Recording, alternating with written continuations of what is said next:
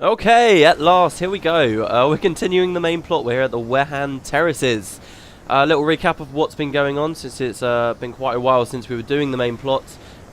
We recently killed General Bale and a demon that was with him that Varesh had summoned called the Hunger, and that demon had actually eaten Cormier's eyes. She's now back in Istan resting. But we found a way past the fortress of Jahai, if you remember. That seemed to be the only way to get to Vabbi, but we snuck through this cave, so we've just spent ages underground, ending with this big battle with General Bale and the Hunger, and now we're out, and we find ourselves in the very southern areas of Vabbi, which are very rocky, very cliffy, as you can see, very, very big rocks all over the place, and these massive waterfalls. This is the River Elon here, of course, and yeah, we've just got out, and this is the next quest here. The reason why this has taken a while, if you guys are watching this just in serial, that's because I did a few episodes looking at some of the more interesting side quests and stuff in Corner, which I'll put some annotations on the screen there for you now. You can see we've got some new armor, we're going to have some new skills. I'll set those up soon enough. You guys voted on which avatar you'd prefer to see, and it's kind of tied. I wasn't sure whether it was going to be Grenth or Balthazar, so what I'll do is I'll just use both of those avatars. We'll sort of switch it up every now and then. But yeah, that is pretty good. So let's speak to this, actually no, let's first learn about where we are. We're at the Wehhan Terraces.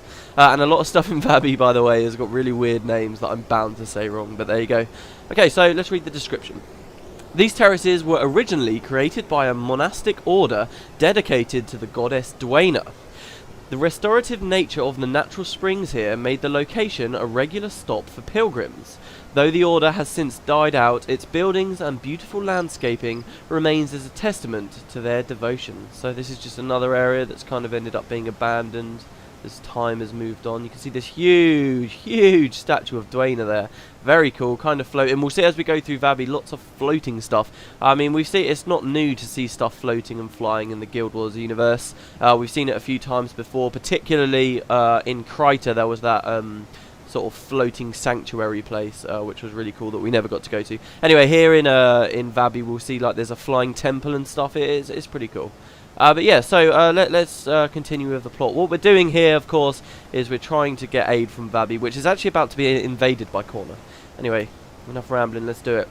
He says, "Welcome to Vabbi, traveller. You look as if you've journeyed through rough lands, eh? May Lissa's blessings guide you." Oh yeah, and everyone in Vabbi pretty much loves Lissa.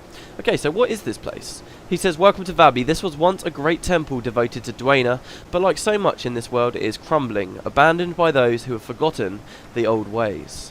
Okay. Alright, so rally the princes. He says, "The strangest thing happened just a few moments ago. A devout sister of Lissa inquired about visitors she was expecting from afar. I told her I hadn't seen anyone and she left. Then, out of nowhere, you appear. Her name was Kahani. She says she would be waiting out in the Yatendi Canyons. I can only assume she's waiting for you." Are you sure you haven't been hitting the grog? Okay. "I will seek this priestess." Now, this Kahani woman's pretty cool. She kind of has like these, it kind of hints that she can somehow see the future, which is pretty awesome in my book.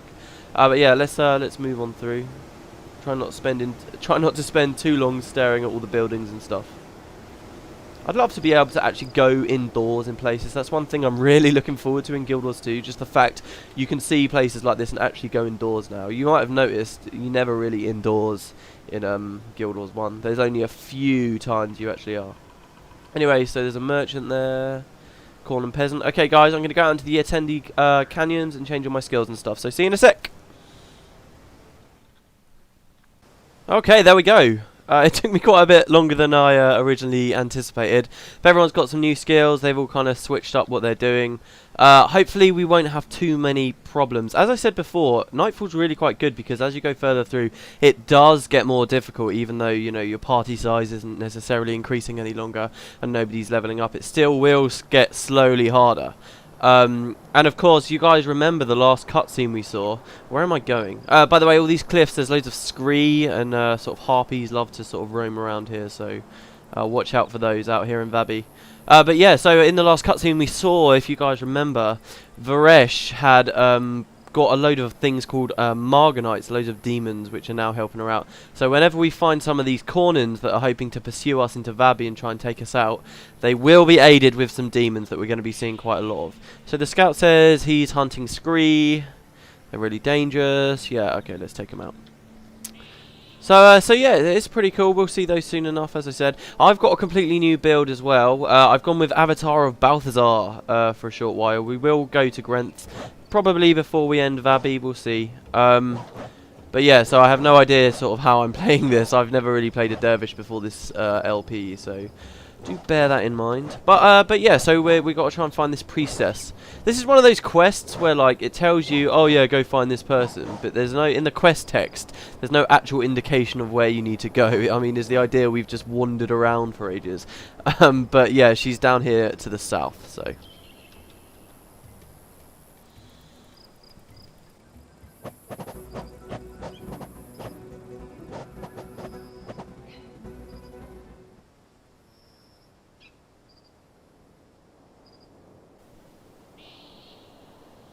Okay, so here she is. This is Kahani.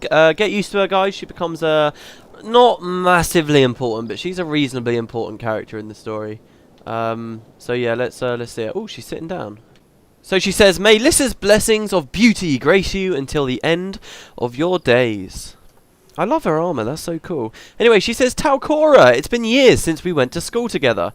I see you have fallen in with quite the group of heroes. A mysterious man approached me the other day while I was tending the old temple. He is a member of an old and powerful order.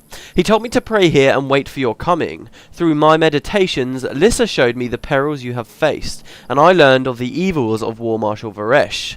The mysterious man told me he would wait for you in the Chantry of Secrets. We will meet again in the Yatendi Valley. I have foreseen it." So she knows Talcora. This is another one of those really cool quests where if you don't bring Talcora, the sort of the dialogue will change a little bit.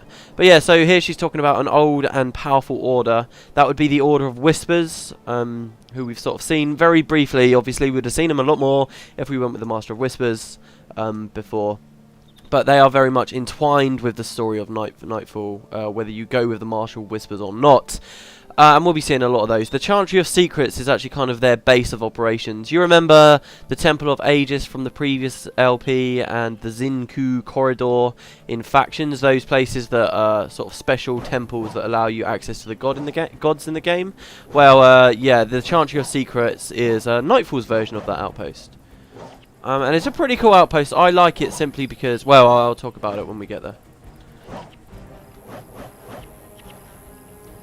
Anyway, here are some new enemies for you guys. Beetles, rock beetles.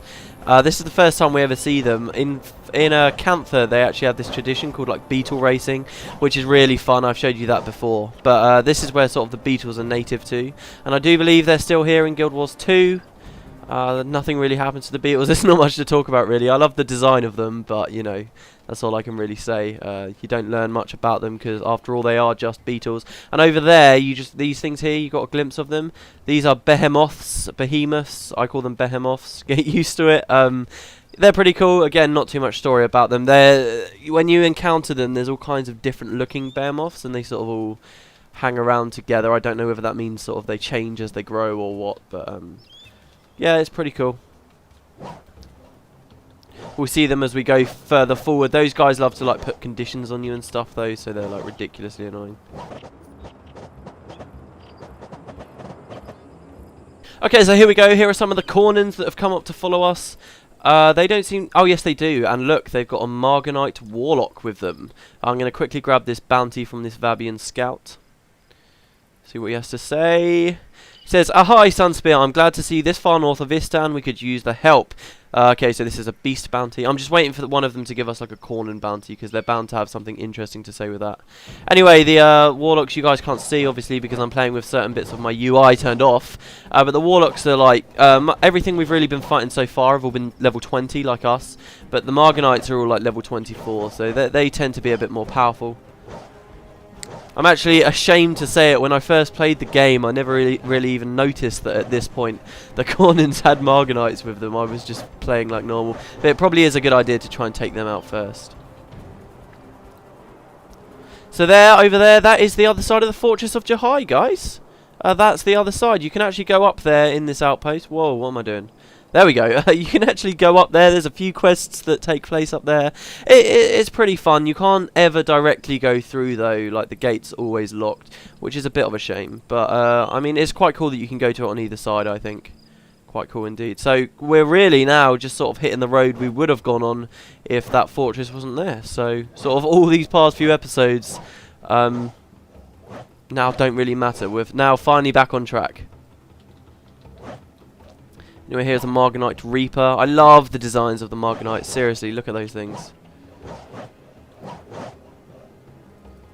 Maybe I should take out the priest first.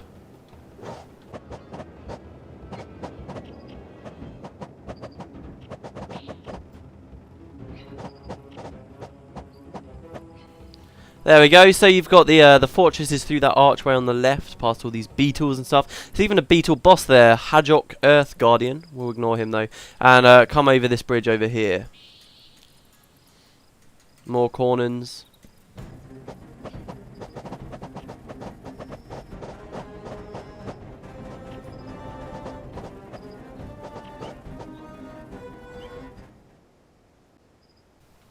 Now, I believe we're going to be taking a left here, going down past these corners, but I believe over there, through those rocks, that's sort of the way forward, further into Vabbi, sort of up the L on here. It won't be too long till we're going up there. But for now, yeah, down here onto this little bit of river.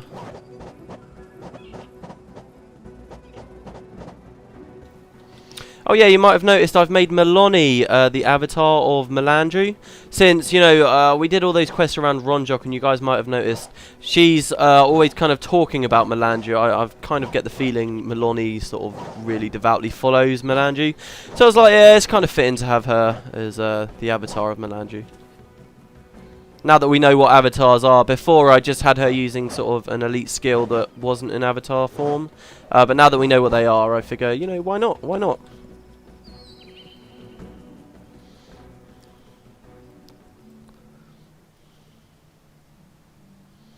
Okay, so there's another way up into Vabbi just along that river there.